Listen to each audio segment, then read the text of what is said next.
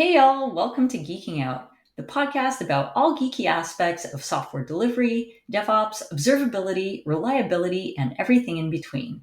I'm your host, Adriana Villela, coming to you from Toronto, Canada. And geeking out with me today, I am so excited to have Charity Majors of Honeycomb on. Welcome, Charity. Yay! Thank you for having me, Adriana. I'm so excited. And where are you calling in from today, Charity? San Francisco. I just got home. I Awesome. was in Charlottesville, Virginia with my little sister over Christmas, and so I am newly home again. Looking forward to a very quiet week between Christmas and New Year's. That is always the best week for chillaxing, right? It Nothing is. going on. Nothing going on. This is why at Honeycomb we just give everyone the week off. Obviously, some people have to be on call, but why pretend you're getting stuff done if you aren't? I just know, right? Yeah, just spend I everyone fully home. support that. I Yeah, totally agree. I think more companies shouldn't need to like embrace that. yeah, I mean, like I don't feel like anyone should have to be performing that they're excited to be at work or like, I know, we right? do the we don't make people like have a set number of vacation days or anything, but like that's the worst if you're like, well, it wouldn't really be working, but do I spend one of my precious vacation days? Yeah, fuck it. Yeah, I agree. I get so much anxiety over vacation days, like having to meticulously plan them Ugh, and like, oh, where do I spend them and like maximize, vacation with family and school holidays. And there's like you so know, many school holidays, right? seriously, there's no perfect system. Like if you do the No. unlimited holiday thing, people are like, "Well, but then then you're not treating it like real comp," and like people have stress about, are they hitting the right number of days or not, and people won't take it. But then if you have specific number of vacation days, then it's, where do I spend it and everything. So like I guess if there's one thing that being, a CEO, CTO of a company has taught me is that people are going to complain no matter what. All you can try and do is True. pick what is genuinely best for your people that will really help you get as much work as possible done, without, asking people to like, fake it and do a bunch of so we've gone the infinite vacation route because all things considered, I think it's, you kind of want to have a mandatory minimum, like you have to take 2 weeks off, right? Yeah. And above and beyond that, it's like, are you getting your work done? Here's the standard. The company standard is about 3 weeks a year, but like nobody's looking over your shoulder and policing you. Yeah, see, I appreciate those policies, especially at companies where they like fully respect autonomy because like, there's the companies where it's like, well, it's unlimited, but we really only expect you to take Yeah, like 3 weeks or 4 weeks or whatever. And it's like, so it's not really unlimited, right? yeah, And that's yeah. like disingenuous and annoying and very stressful. Like, I don't know, like I It bust my is. ass and I need the time to chill. Yeah. But like I will say, some people will start taking 5 weeks, 6 weeks, and but then the question that you have to ask them is, it's not you're taking too much time. It's like, well, are you really getting your job done? And what's the Yeah. impact on the people around you really? Like, Yes, yes. because yeah, it isn't actually fair if you take 8 weeks off. Like anyone would understand, like if you have a health issue or if someone in your family is, like we've had those situations, but if you're working at a startup with some intensity, we have VC money that's burning in the bank. Yeah. You kind of can't get your job done, really. Like if you're not there for 2 months out of the year. Oh yeah. I think That's always so trying to true. steer it back to the impact, right? The like, can you get your job done? And are you letting down the people around you, or are you like being a real functional member of a high performing team? Like those are Yeah. the terms to have this debate on, not how many days you're here or not. The other thing that I Yeah, like I about totally the quote agree. unquote unlimited time is that it removes the aspect of scorekeeping and keeping and quibbling about hours. So, because some Yeah. people don't really care, but some people get really concerned about, well, am I taking 2 hours off here and 3 hours there? If I take 4 hours of that a day or not? And like, those are brain cells that I would really rather you just devote to solving the problems that we're paying you to solve, not to bookkeeping, around your own anxiety or your projected expectation of someone else's anxiety about the hours that you're spending on your job. Yeah, absolutely. Yeah, I have to admit the timekeeping stuff is like so stressful, and I've been It's so lucky the last stupid. like 3 years I have not had to fill out any timesheets, which has been like, oh my God. And like I my first job out of college was like consulting. So like all of your fucking Ooh, hours are accounted for, right? So like everything. And ooh. even like your downtime, right? If you're in between projects, there's like you gotta like charge Oh it to my like some God. internal Oh, thing. I And it was couldn't. like, yeah, yeah, yeah, it was. I mean, One of our I lasted 4 years. Oh, honey, I don't know how. Right. One one of our company values is we hire adults, and I actually think about that. It's as much about us as it is about the people we hire. It's like, are we treating people like adults? Do we expect them to Yeah, manage their own time or not? And of course the difficult points come, like, I think as an industry we're just terrible at figuring out how to really take people on as apprentices and turn them into fully fledged employees. I mean, that there's that middle section that takes, even for a fresh college grad or someone enter, it takes 5 to 7 years, I think, for you really to bring someone on and bring them up to a level of senior engineer and teach them all these things and all. But like, you know you can interpret it, our value as you're on your own. You better yeah. come fully baked because we're not going to help you. Which is Yeah, not that what we're is trying to project or do, but it's challenging. no. Yeah, yeah. No, yeah, it's so challenging like coming out of school, right? Trying to figure out like Yeah, where you fit in, and it's also like kind of a, for me it was like a bit of a mind fuck because I was like the goody goody, like I will do all yeah, the assignments and like, like marks for everything, and then you like go out into the yeah, real world and it's like, yeah, that bye-bye, that does not yeah, apply.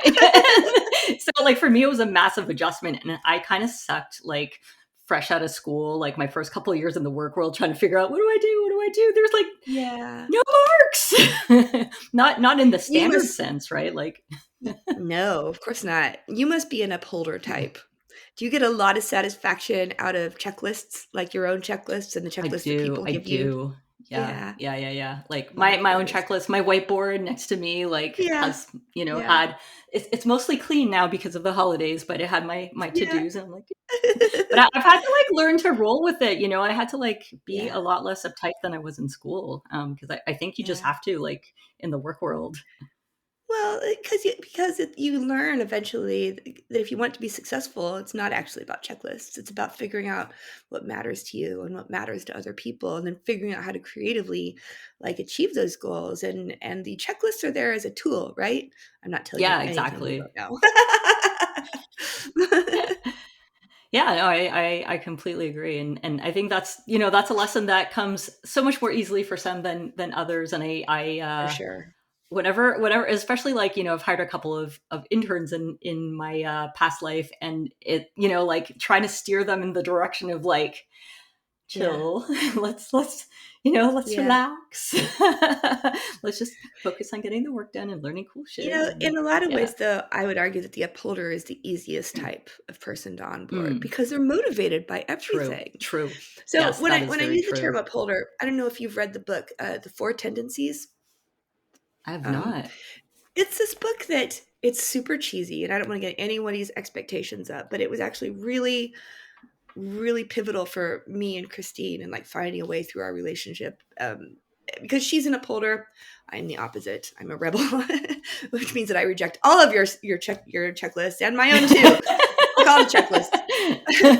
Like basically it's about motivation, and there's only four Yeah, possible types. It's like two by two, right? It's like your own motivation, like what motivates you, um and like the goals that you set for yourself, and then the goals that other people have for you. And you can either be yeah, super motivated by both, or you can be what's called a questioner type, which you can't really give a fuck about other people's expectations, but if you care about something, then you can hit that yeah, goal every time.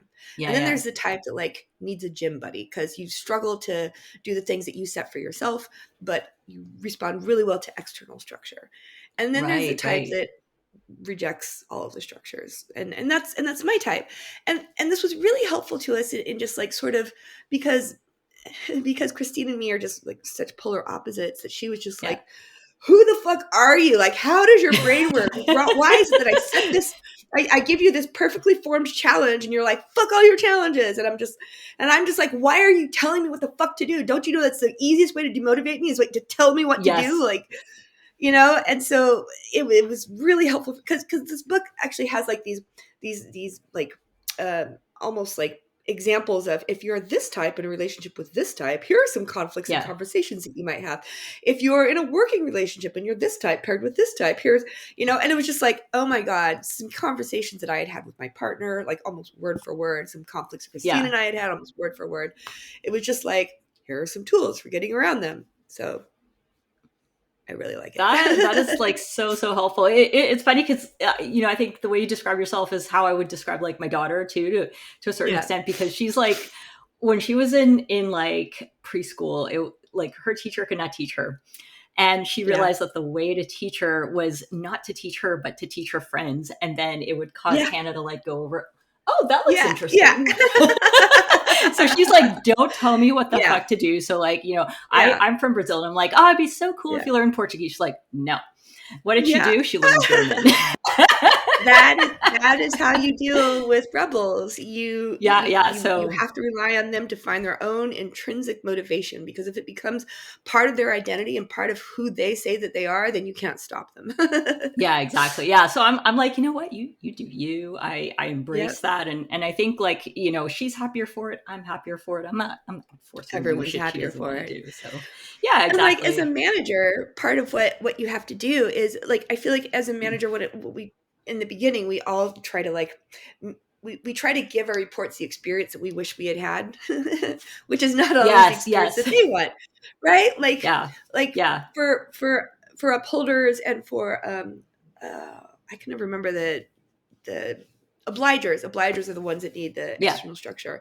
Like you're really Yeah. giving them a gift if you give them a structure, or some, if you give them regular check-ins and you let them know what the expectations are, you're giving them a huge gift and they will rise to the occasion and they'll thank you for it. And if you do that for rebels or questioners, you're insulting them. Yeah. Yeah. So like just Yeah, that it's so that sort of true. versatility. And it's not just managers, of course, it's anyone who's like in a senior plus position, where what you Yeah. need to do like depends a lot on influencing others, just sort of having a mental map of how other people respond to sort of motivations is super helpful. Yeah, and I actually remember reading one of your blog posts on like, I think it was you're talking like being manager and trying to like make everybody happy, but it's not also about like, being their buddy and making everybody happy, but Yeah. also like you do have like company goals to fulfill. And Yeah. so like to what extent do you protect your team, but then like don't end up doing Yeah. the things that need to be done, which I think is such a common pitfall for new managers. Because like for me, certainly like when I first got into a management role, I'm like, this happened to me. I'm not going to let that happen Yeah. to my direct reports. I am going to be the Yeah. best manager that I can possibly be, right? And Yeah. it can kind of blow up in your face if you're not careful. Like I wanted to be Yeah. friends with my direct reports. Yeah. That was like that did Yeah. not work out in the long run. Like initially it was like Yeah. yay, but afterwards like no. We're always overcompensating for our own experience.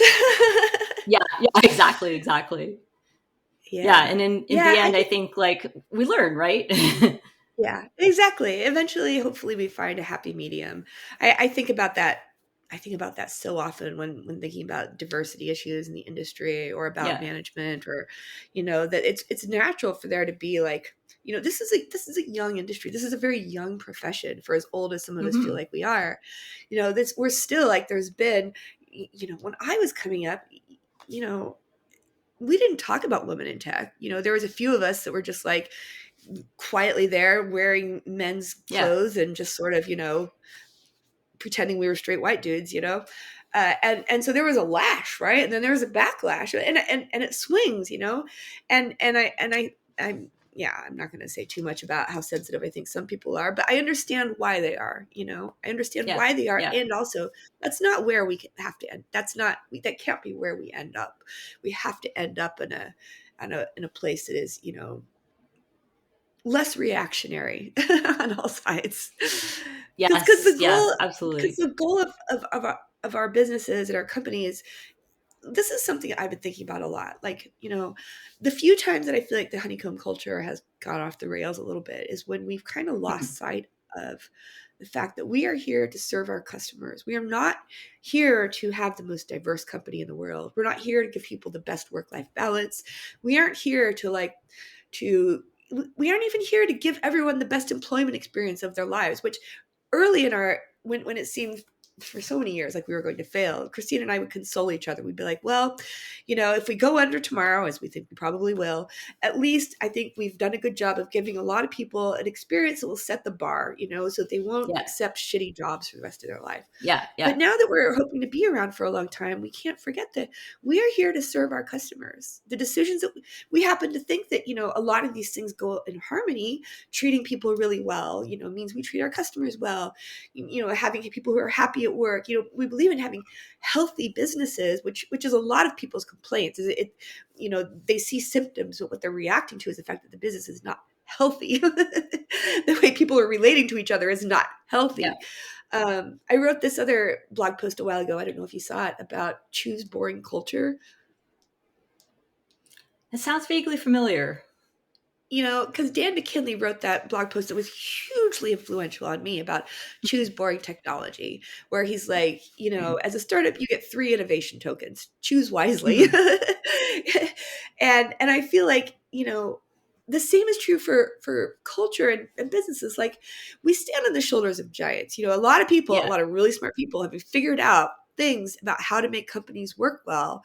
There's this great Yeah. book by Pat Lencioni called The Advantage, which, I think of him as like the James Madison of business and organizational structure. Like, he's an incredibly innovative thinker, and he makes things very simple, but, he's like, the advantage increasingly in corporations is not your widgets, because everybody's widgets are getting so good. It's Yeah. how healthy is your organization, which depends on which means how much of your people's creativity are you really taking advantage of?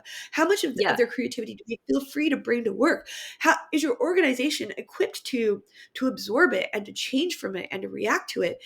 Are you able to keep people who are passionate about their work? Do you let people go who are detracting from the culture? And he's like, it is amazing how poorly most organizations are run to this day.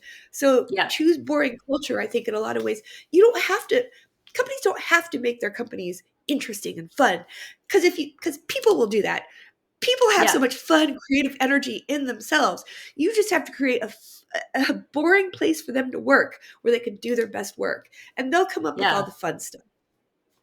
Oh, I love that. That's so cool. You touched upon something that I am a huge proponent of, which is like, letting go of people who are not adding to your corporate culture. Because I think there's this tendency, I think, in our industry to like hire rock stars and like kind of ignore the shittiness in their personality because, oh my God, Yeah, they're the best of the best at blah, right? And yeah, I've personally experienced a couple of incidents like in my life where like if you have somebody who is like constantly just being negative on your team, yeah. Mhm. no matter how good the rest of your team is, if they're Yeah, like poo-pooing everything, it just like it yeah, sullies the culture. It's like a poison pill. And so knowing 100%. that knowing and it's not like, oh, I'm gonna fire your ass. It's like, well, perhaps this team might not be the best for what you want to achieve. Perhaps I can Yeah. help you find a position in another team in the company because that like it's just poison. I mean, I think it starts with not having kid gloves on. Like, I don't think you jump Mhm. straight to firing. I don't even think you jump straight to moving. A lot of these people have never really been told no in their lives. Mm. And some of them can take it. Some of them Yeah, can't. yep, But I totally. think you owe it to them to figure it out, right? To like start giving the Yeah, feedback consistently and regularly, working with the person. And this is something that I think can be really frustrating to people who are, when it looks like management is doing nothing, right? Because it looks like yeah, they're just being, like, I know that people at Honeycomb have felt this way at times, because it looks yeah, like they're just kind of being shitty and they get better and then they yeah, don't, and they would, and it's always a judgment call. And I would actually agree that we always probably wait a little too long, um, in general. But that's we waited a little too long with everyone, and I would take that over being a little too fast to fire people, because I think that Yeah, fair corrodes enough. even more trust. But yeah, I agree. If they can't bend, if they can't change, if they can't understand that, like, the smallest unit of software ownership is the team, it's not the person. It doesn't matter how great one person is, because one person can't own software. It's all about, are you contributing to the overall, greatness of this team? You can bend your rock star talents to that, but if you're not willing to, or if you can't, then there's no place here for you. I'm sure you can get paid a Yeah. lot more money somewhere else. Yeah, absolutely true. Absolutely But true. that's Yeah, not the only I agree with form. you. Sorry, go ahead. Yeah. I didn't mean to cut you off. Oh, no, no, I was just saying I agree with you. But I think that letting go of people is hard. And I think that it comes in all forms. I think that it's really discouraging to people who are on a high perform who want to be, on a high performing team, when someone isn't really showing up and who consistently isn't showing. The person who's like Yes. consistently taking 6 weeks of vacation when everyone else is taking 3 or 4. Yeah. Or the person who's kind of half-assing it, and all of us half-ass Yeah. it sometimes, right? But people can tell. You work on a team for a while, you get a real good sense of how hard everyone is working, how much they're Yes. trying. Sometimes it comes in form of, and this is almost some of the most heartbreaking ones, of when you've got someone who's very junior who just isn't working hard enough. And it's like, Yeah. we Yeah. kind of don't have the language to tell them that, because we're on this pendulum. We're so far over to the side of, you shouldn't be like, work, crush code, it's almost like we've kind Yeah. of lost the ability to tell people, no, really, you're probably not going to make it if you don't put in a few more hours, and if you don't have a little bit more grit. Some Yeah. people, and some people don't want to work that hard, and that's fine. But you weren't automatically granted a job based on however hard you do or don't want to work. Yeah, and like it's such a tough conversation to have. Like I've So hard. had I had someone in a previous team that I hired on as a senior person, and then she was like scamming on my like she was scamming on everyone else. Like she would just pretend that she Yeah. was doing work by like, "Oh, let me attend meetings with so and so." And meanwhile, I'd hired this Mm, junior person who was working like she was working at the senior level, and yeah. it was, like, so frustrating. I was trying to have the conversations with the senior person saying, "Listen, I wanna help you. How Yeah. can we work together?" And but she got offended, like, and these Yeah. conversations are so hard to have because like, we all perceive differently how we're doing, and in her mind, Yeah. she was doing just fine. How Yeah. have you had those conversations in the past with people? Oh, it's really hard. There's no version of this that isn't hard if you care about people. Yeah. you Yeah. know? Uh, and this is my most recent blog post. It was about why anyone should go into engineering management, because it's a hard fucking job. And the answer is because we need them, because need them desperately. Like, a team with a Yeah. great engineering manager builds circles around teams without one. But and the other reason, in my piece I said, is that it changes you as a person, and it gives you these skills that a lot of us didn't learn when we were growing up, about how to be honest and how to have hard conversations and all these things. um but as to your question, like, how do you go into this? The number one thing I think is, like, no review should be a surprise. It should be, Yeah. you should be having this conversation, like, consistently, which is a hard thing to do because it makes people feel demotivated and frustrated. But sometimes they have to feel that way. And we've instituted a rule at Honeycomb that if you're thinking of putting someone on a PIP, if you're thinking of, you have to literally say the words, your job is at risk. Yeah. Because Yeah. it's so tempting when you're face to face with someone who you really want to succeed, to soft pedal it, or to, like, Yes. or for them to feel upset and for you to kind of like walk it back, or Yeah. or for you Yeah. just to use words that let them walk away thinking something that is not what you want. One of the, and there are tools that you can use to, like, make sure you could write up an email afterwards to be like, just to be clear, this is what I saw, this is what I'm saying, this is what you're Yeah. hearing. um but I really do think that, like, one of the most important tools we have is just being explicit, like, because they can file it away. We all have such infinite creativity when it comes to explaining away things that we don't want to hear, and we can be like, Yeah. oh, my manager's kind of a bitch. Oh, they're just in a bad mood. Oh, they're Yeah. just kind of riding me lately. Oh, it's because of this thing, but this will be over.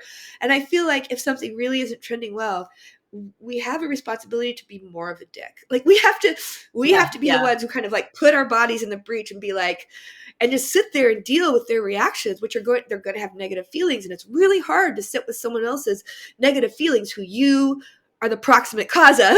Like it's really Yes. hard. But you have to do it. Yeah. It is the best thing for them to do it, to let them know this isn't just a small thing. This isn't just a flash in the pan. You are not succeeding. You are not on a path to succeeding here. You are on a path to your job is at risk. Like, honestly, that's the kindest thing you can do for someone. Yeah, that makes so much sense. And you're right, it's so hard to get those words out. So Like hard. your job is at risk. Yeah, because and I've worked in organizations too where like, pussyfooting around the topic was like kind of the cultural Yeah. norm. And so, Yeah. things wouldn't get said that should have been said and Yeah. you don't have the favorable outcomes in the end. Yeah, and then people feel stabbed in the back. Yeah. Yeah. Understandably, I would too. Yeah. They go walk away going, if they had just told me, if I had Yeah. only known, and that is the worst outcome. That is the thing that I Yeah. always remind myself of when I'm just like, I love this person, I don't want to be mean to them, but I cannot take it if they walk away feeling like I didn't tell them, like I stabbed them in the Yeah. back by not making it perfectly clear that they're not performing and their job is at risk. Yeah, yeah, that's definitely like it's definitely something that I wish that I had done more of in the past, and I Same. try to remind So myself much of it. same. Yeah, I mean, but yeah, I think that is absolutely the right thing to And to do your point for earlier everyone. about being people's friends, like you can absolutely be friends with your direct report, but there's a line there, there's a boundary there, Yes, and there's a point at which you're not their friend. It's just like being someone's parent, yes, right? Like yeah, you can yeah, be yeah, friendly when things are going great. Yeah, you act like friends, but they have to know that when it's time for you to be parent, you're going to be parent. yeah, yeah, exactly. Yeah, because otherwise they will take advantage of you, right? They will And in completely a way, take you kind advantage of. of you. It's human nature. Exactly. And you will let your guard down too, right? Because like, oh, I don't want to hurt Yeah. so and so's feelings because Yeah. otherwise they won't love me. And it's like you kind of Yeah. have to get over that as a manager, and it's Yeah. hard. It's It's very really difficult, hard. but so It's really important. hard, and it's always a matter of just judgment. It's always a judgment call, and you have to know that after you've had that hard conversation, is chances are they're going to go tell other teammates a version of Yeah. it that makes you look bad and them look Yes. great, and you can't do fuck all Yes. about it. You have to sit Yeah. there and take Yeah. it and hope that the relationships and the trust that you have built up are enough that people aren't going to just automatically believe that other person. That is the hardest thing about being a manager to me. That right there Yes. is knowing is when I know I can't say anything. Yeah.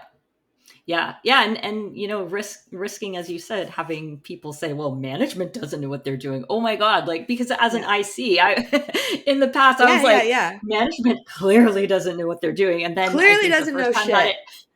Yeah. the first time it happened to me, oh my god, I want to go cry. Like I'm trying Yeah. everything to make you happy. Yeah. Yeah. Yeah, and this is why I feel like my dream vision for the future of engineering management is that more people do it, but Yeah, people don't do it they don't do it as a career. They do it yeah, as a like a tour of duty, because I feel like having yes, ex managers on the team it's like a game changer, because whenever the dynamic is ICs versus managers, which always happens, comes and goes, but it always happens, it's so helpful to have an ex manager there on the IC side who could go, okay kids, it might be this, it might be this, it yes, might be this. Do we trust this manager in general? Okay, well, let's not jump to the automatic conclusion that they're just an idiot, or they're just like being manipulated by the upper or whatever, like they're the only voice in the room who can talk people down off a cliff and remind them whether, yeah, to have some trust. And it's such a game yeah. changer. It is so wonderful. Yeah, that is so true, and it makes so much sense. Like I even find myself like in positions after I've been a manager and then being like now an IC, like whenever I It's get like nice. a comment, yeah, it is nice, and sometimes I have my manager apologize, oh, I'm so sorry, blah blah blah. I'm like, dude, I get it. Yeah. I totally Yeah. get it. It's fine. Like, no worries. You're able to give so much better support and understanding to your manager than you ever could have without that experience. And Exactly. it's so grounding and validating for them to have someone who sees them. Yeah. Yeah. And especially also like when you have that nice rapport with your manager where you have that ultimate trust where like, Yeah. yeah, okay, it might seem like they're riding you hard, but like, then you're like, oh, my ex-manager brain has said, okay, I have a good reason to trust them. Take a step back. Yeah. Let's look Yeah. at the big picture. Yeah. And yeah, it's cathartic and it's eye-opening. Everyone And wins. yeah, The yeah, exactly. other thing that I I want hear to. people. No, sorry, Oh, go sorry. ahead. Go ahead. Go ahead. No, no, please, please. Oh, I often hear people who are first time managers who are like anxious. They're like, if I go back to being an IC, will I ever get the chance again to be a manager? Mhm. And I'm just like, oh, grasshopper. They can smell it on you. You will be fighting off manager like opportunities for the rest of your career. Have you found this to be true? I expect you have. Yeah, I have, and it was funny Yeah. because after I read it in one of your blog posts, I was like, oh yeah, so true. And Yeah. I mean, it's on your They can resume. It's smell on your it on you. resume. So yeah, so it's Yeah, and like, just the way you come yeah, across. Like I've also said that, the fastest way to mint like a shiny new staff engineer is to take a senior engineer and put them in management for a couple of years. Because the way you present yourself at work, the way you approach problems, you have such a better sense of the business. Like they could, even if it wasn't on your resume, like this is why some people get yeah, plucked to be managers like early and often because they for whatever reason they already have some of those skills. But like once you've been a manager, like it's written all over your face that you understand what it's like. yeah, very true. Now, here's a question for you. Like, what's your take on folks who have gone into management at a really early point in their career, like going Mm, to be like becoming a technical manager for a technical team when they yeah. don't have that many years of actual like I think technical experience? I think they are not well served by this. I often see this happen to women, especially, and I think it's often intended as a compliment, and by people who genuinely are trying to do. They want to help the industry. They know that there needs to be more women in leadership and management, and so they're like, here's this person who has social skills and also some engineering skills. So we'll just, I think everyone has the best of intentions, and I think it really does not serve them because it's often a one way. It's a one-way ticket, right? Because you don't have these skills to be able to go back and pick up coding easily in a couple years. I think you also don't really have the skills to be a great manager.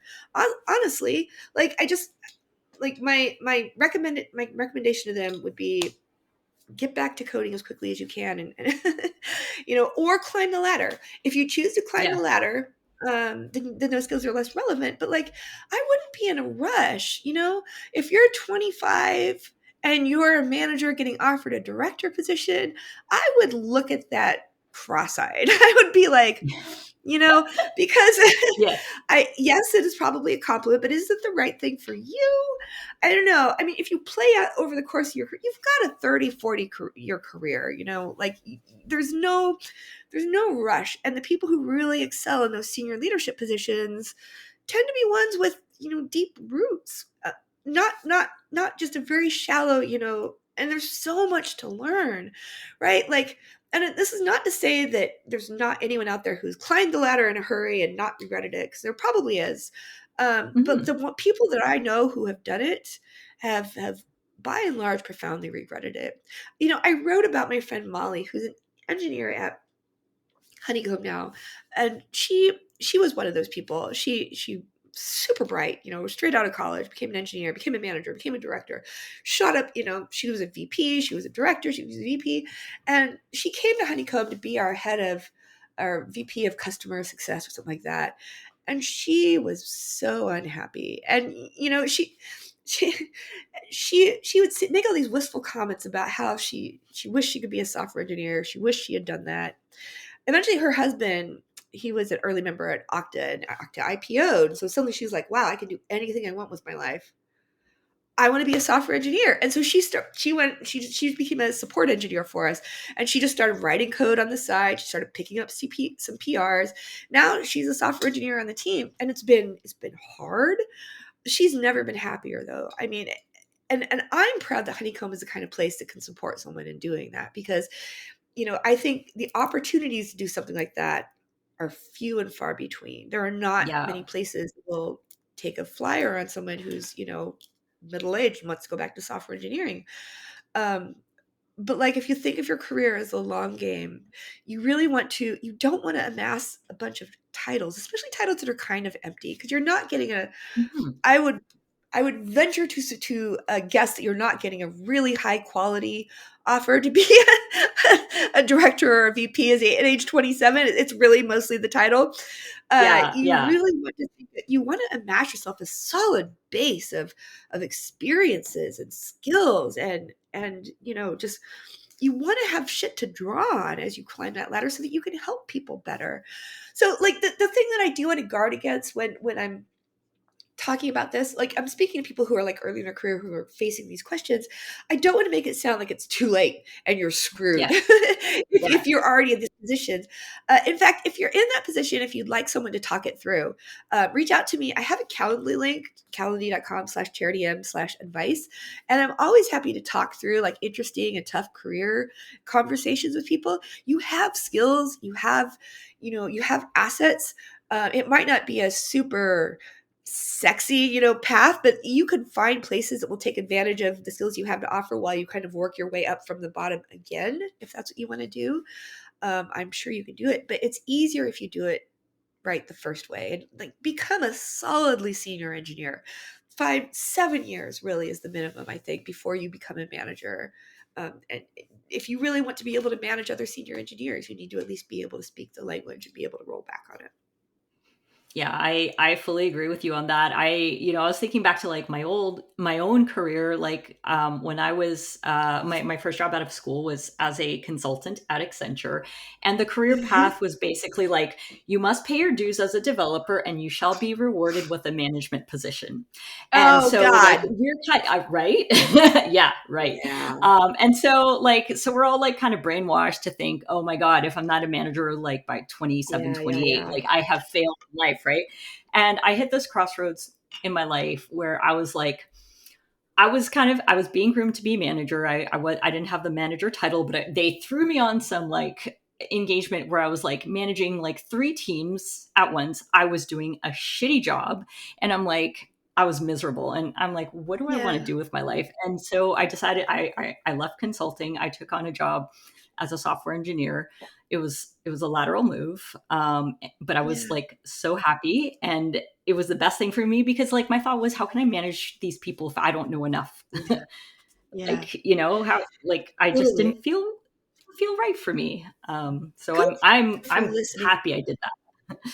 Good for you for listening to your gut. I think all too often we talk about imposter syndrome and we try to talk people out of it. I often think if your gut is really eating at you that something is wrong, you Yeah. should listen to that. Mm, You shouldn't just go, "Oh, so oh, everybody do," like there's imposter syndrome and then there's just like the feeling in your stomach that you're not really setting your future self up for success or that yes. you aren't really equipped to do the kind of job that you want to be able to do in this role. And that I think that is not something to be brushed aside lightly. Yeah, yeah. I definitely agree. Like listen to your gut because it's telling you something. Yes. One thing that I wanted to ask was like, having it, when you were building Honeycomb from the ground up, like did you have sort of like lofty aspirations of like how you wanted things to be, and like how was your the initial thoughts versus how it turned out, like what are yeah. Oh, I 100,000% expected us to fail. Like the plan was to fail. So I was never one of those kids who was like, I'm going to start a company because I always kind of low key hate those people. It's like, oh, you're too good to work for someone else. Like I'm not. I'm not too good to work for someone else. uh, so like and like I was a serial dropout. Like I'm the opposite of you, right? I didn't collect all the awards. I didn't check anything off. I dropped out and I dropped out again and I dropped out again.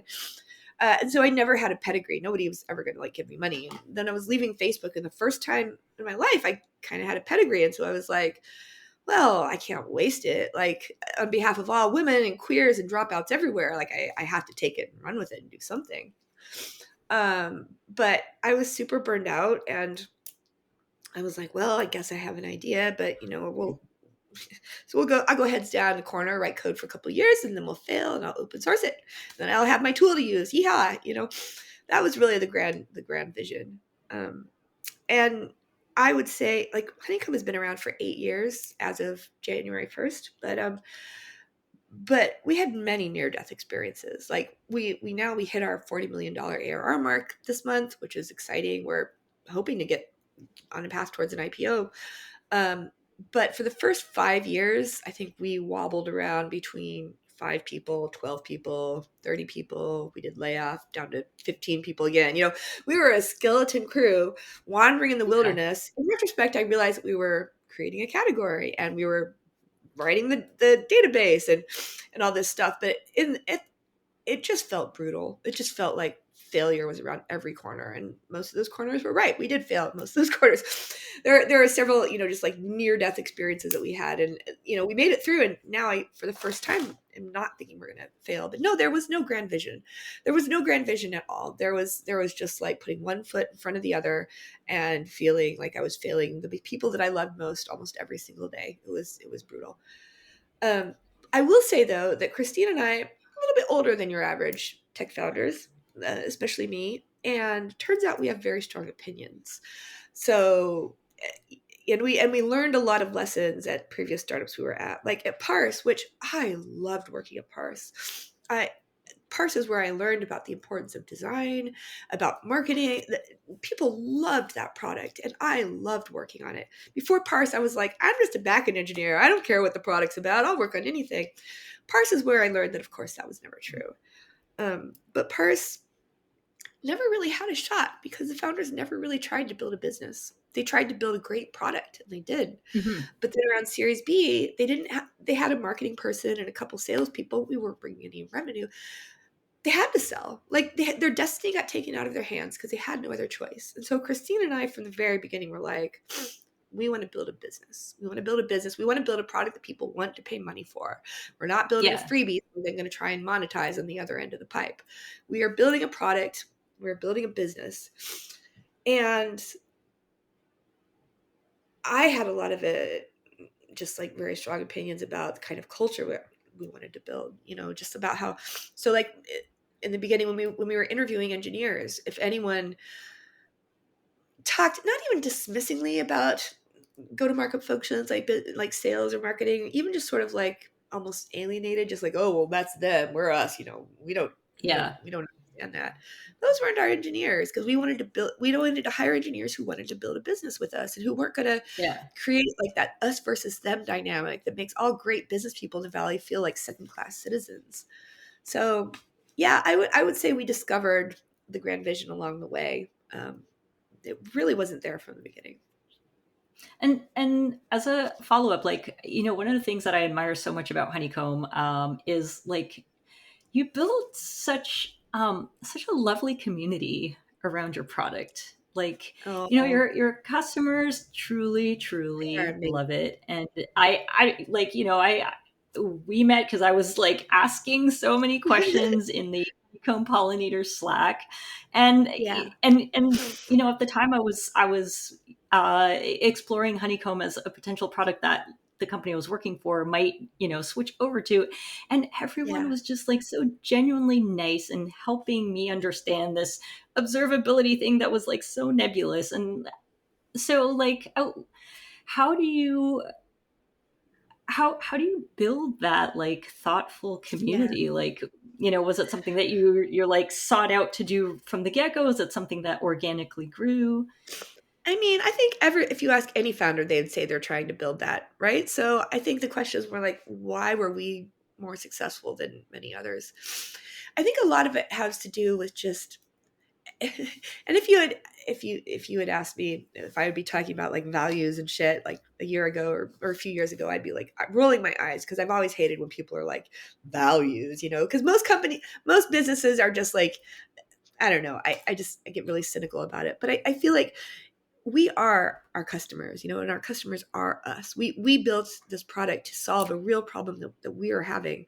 And it is more important to us that these problems get solved than that Honeycomb is successful. I think I can say that about everyone there. Like, we would love to be successful. We'd love to make lots of money and all this stuff, but we see the pain that so many teams are in.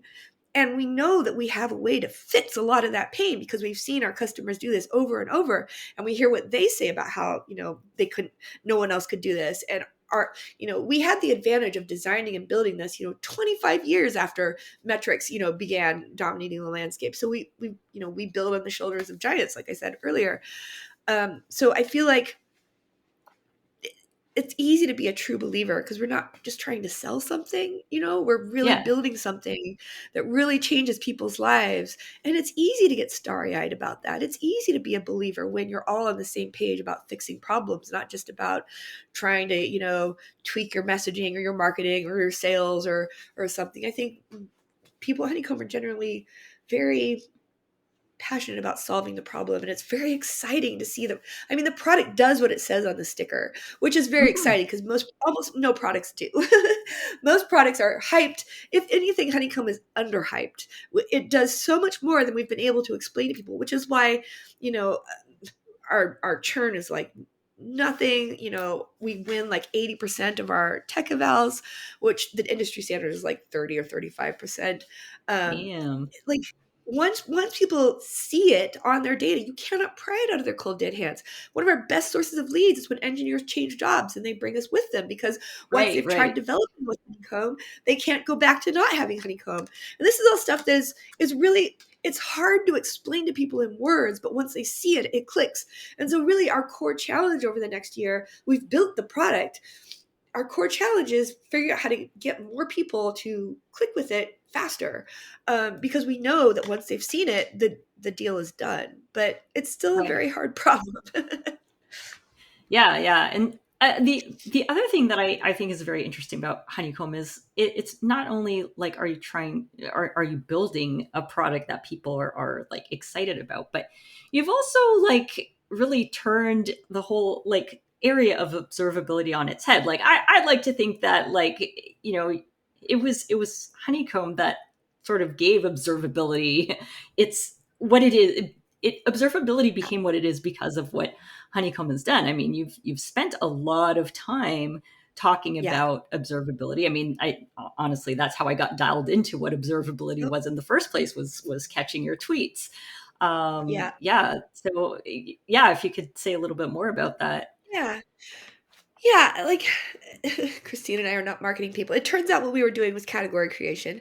Um, all I knew was that we were trying to build something based on experience we had had that had changed us as engineers, and we knew that it wasn't monitoring, And I spent Mhm. months just sort of like testing language, trying various things, and one point it was July in 2016 that I googled the term observability and I read the control theory definition and I was like, oh shit, this is what we're trying to do. We're trying to build something that Mhm. will let engineers understand the inner workings of a system, no matter what's happening, just by observing its outputs. So, like, working backwards from that, like, what do you need? Like, you need the high cardinality, you need the high dimensionality, and all this stuff. And I feel like that definition really took hold for about 3 years.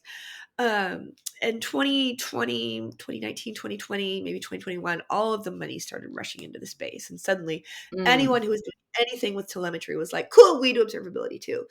Yeah, yeah. Which on the one hand is like, it's a good problem to have. It means that what we were talking about really resonates with people. And at the time I was naive enough to think that, oh well, they're co-opting our marketing language, but surely they're building the same technology under the hood. It's just a matter of time until they release it. I don't believe that anymore. I think all they did was steal the marketing language, and I think that I don't think they actually have any plans I think that, like, Datadog in particular, their business model is centered around having all these different SKUs, right? A different product for metrics, for logs, for tracing, for profiling, for security. And like they've got too much money invested in, the problem is that the experience degrades for everyone. If nothing connects all these data sources, people are paying to store their data again and again and again and again, but nothing connects it except the engineer who's sitting in the middle just trying to like visualize or visually correlate if that spike is the same as that one. It's fucking broken. My hope is that there will be new like startups that are entering the space that will. So I've kind of given up.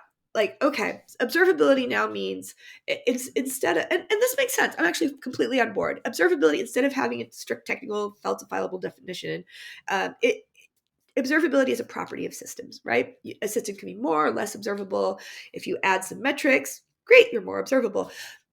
But what we're seeing in the field is that there's a real huge like step function difference between, let's call it observability 1.0, which is about Mhm. metrics, three pillars, right? And Yeah. observability 2.0, which is based on a single source of truth. And and it's not just the technology, because Ollie 1.0 is very much about MTTR, MTTD, reliability, uptime. It's a check mark so before you send your code to production to make sure that it's observable. And observability 2.0 is about, it's like it's the foundation of the software development lifecycle. It defines your velocity, how fast you can ship, how well you can ship, the quality of what you ship, your ability to iterate quickly, your ability to identify what your customers are actually doing and why, and build on that. It's your ability to see what's happening in the wild and make decisions based on real data and then feed them, because this is all about feedback loops, right? And it's about learning to Yeah. be a developer where you're developing with fast feedback loops. And it's like the difference. Ollie 1.0 is about, okay, this is something that you tack onto a product.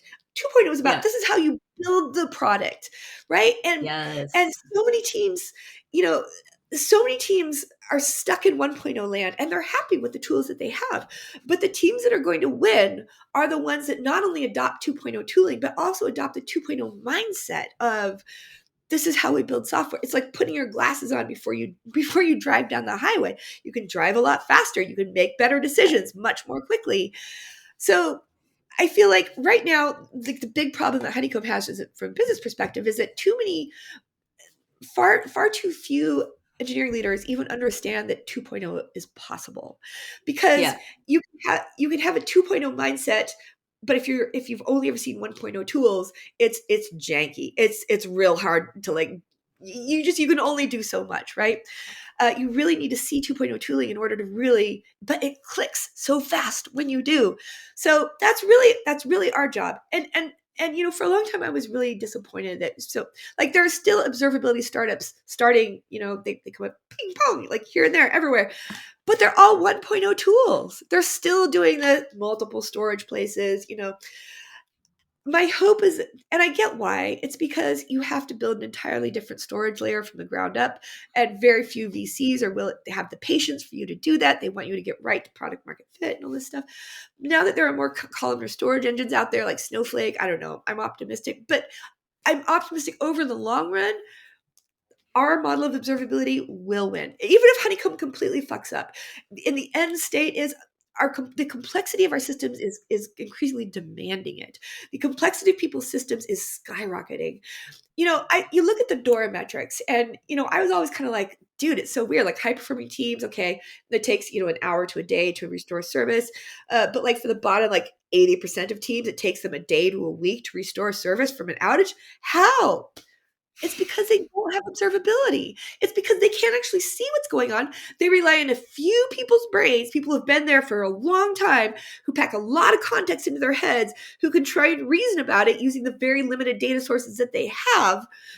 That's why it takes so long. Over and over, we see like, the reason, part of the reason we win so many of our POCs is because over and over, like our sales engineers, we help you roll it out, and they'll be like, is this an outage over here? Like, we're seeing something wrong. And people will be like, what? 10 minutes later, they get paged. They're like, oh, it's just like, once you have this fast feedback loop, you get used to being in constant conversation with your code instead of just like shipping and waiting for someone to get paged at some point in the next hour to year, right? Like, it's all about hooking up this feedback. So eventually, even if it's 10 years from now, the model that we're talking about is the shape that's going to win, whether it's us or not, because our systems simply demand it. There's no other way to build software at that kind of velocity and scale. I completely agree. And I think having that conversation where like observability is considered is baked into like you're shifting left on observability basically, right? Where it's Yes, like, exactly. no, it's not the thing that's tacked on at the end per Yes, usual. It's the yes. thing that like your developers are considering in the beginning, that your QAs Yeah, are using to troubleshoot shit and yeah, write trace-based tests, and that now your yeah. SREs are like, oh, I've got the information to solve the problem. So many of the promises of agile development and like all these, SREs and like all of these cultural movements, you know, they've never really lived up to their full promise. Because and I feel like the reason is because it's not just a cultural thing. You have to have the tools that actually make hard problems easy as well. And Yeah, and the feedback loops with metrics and logs are just painful and arduous and relies on so much on manual, cross correlation and heroes jumping into the yeah, brink, but when you have the right tools, you can just glance at it and see the answer.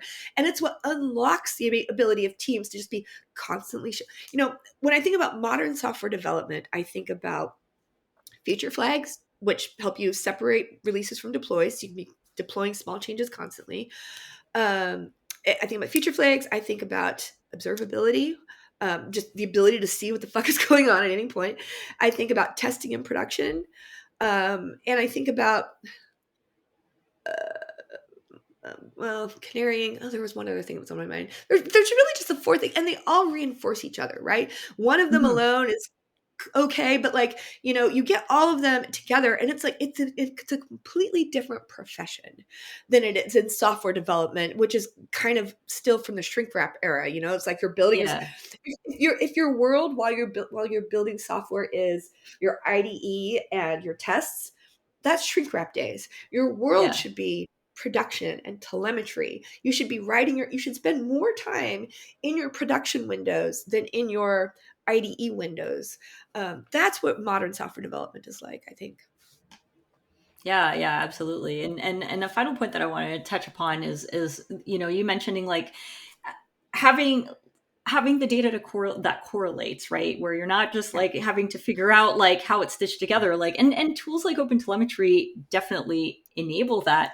But then I guess part of the irony though is that like so open telemetry allows you to correlate traces and logs and metrics, but then if your observability backend doesn't have a way to show that correlation, then right.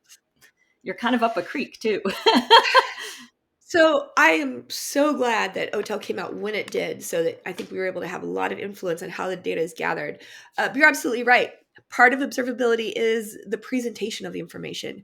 If you don't have the ability to slice and dice, if you don't have the ability to like combine, if you don't have that single sort of truth, then you can't really reap the rewards of observability, even if you captured it. But capturing it the right way is the first step, for sure. Yes, absolutely. And yeah, and so glad that open telemetry has gone officially GA. The So glad. specification has Oh my gone god. GA end of Yes. 2023. Hallelujah. Yay! Long time coming. So I'm It's super seriously stoked an for that. epic moment in our industry. Yeah. And I'm so glad also that like so many of the vendors have come together to like rally behind Yes. it. And it's really not a like, someone trying to flex their muscles over everyone Nope. else. Like it's such a The lovely only laggard community. is Datadog. I people need to keep putting a little bit of shame and pressure on them because they're the only ones who are not playing nice, but everyone else is, which is a tremendous achievement. Absolutely. Huge Absolutely. kudos to Splunk, who's got like 30 engineers working on integrations every day. We would not be where we are without Splunk. Yeah, it's so great. It's so great seeing like all these innovations, collaborations, Yeah. and people really Yeah. genuinely caring for the project. So yeah. Yes. Well, It's and a great moment. on that note, we have come up on time, and thank you so much, Charity, for This is coming super on and fun. geeking out with me today. This was awesome. I one item off the podcasting bucket list for me. Always Always a pleasure to chat with you. And everyone, please don't forget to subscribe. Be sure to check out the show notes for additional resources and to connect with us and our guests on social media. Until next time. Peace out and geek out. Geeking Out is hosted and produced by me, Adriana Vilela. I also compose and perform the theme music on my trusty clarinet. Geeking Out is also produced by my daughter, Hannah Maxwell, who incidentally designed all of the cool graphics. Be sure to follow us on all the socials by going to bento.me/geekingout.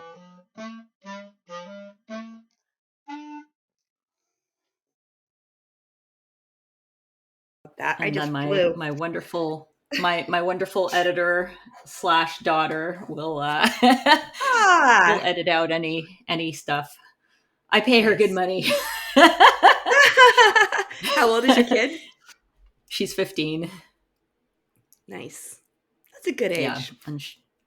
and she sports. Right now, she's sporting some really rad pink hair. Last year, she had gone purple, and I just took her to get a cartilage piercing, which I'm like, Oh, hey, you're a I have cool no mom. issue taking you. I have no issue taking you. Like, I'll look away Yeah. while it happens. Yeah, it's super fun. Super fun. I went to college when I was 15 and I felt very adult at the time. And now I look back and I'm like, I was a child. What was I I know, right? doing? How did I You feel survive? so old when you're in high school or like when you're Oh, 15 and yeah. it's like I remember when I graduated college and I'm like everyone looks like a baby. Yeah. Time of rapid change. Yeah, for Mm. real.